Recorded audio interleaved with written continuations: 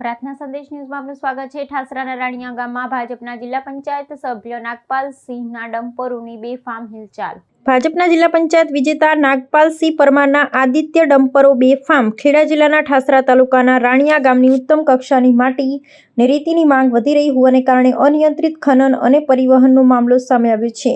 રાણીયા ગામના નાગપાલસિંહ પરમાર હાલમાં ભાજપની સીટ પર જિલ્લા પંચાયતના વિજેતા ઉમેદવારના આદિત્ય નામ લખેલા રેતી માટીથી ભરેલા ડમ્પરો દિવસ રાત બેફામ રીતે દોડી રહ્યા છે।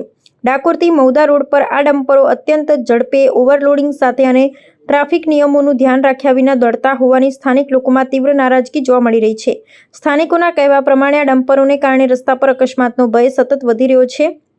ખેડૂતો ને સામાન્ય વાહન ચાલકોને મુશ્કેલી પડી રહી છે ને પર્યાવરણીય અસર પણ વધી રહી છે। પ્રશ્ન એ છે કે તંત્ર લાલ આંખ કરશે ખરું? ભાજપના જિલ્લા પંચાયત સભ્યના ડમ્પરોની આ બેફામ હિલચાલ પર ખનન વિભાગ અને સ્થાનિક પોલીસ પ્રશાસન તાત્કાલિક કાર્યવાહી કરશે કે કેમ તે જોવું રહ્યું। રિપોર્ટર પ્રતિક ભટ્ટ, ખેડા। પ્રાર્થના સંદેશ ન્યૂઝની તમામ લેટેસ્ટ અપડેટ્સ માટે ચેનલને હમણાં જ લાઈક, શેર અને સબસ્ક્રાઇબ કરો।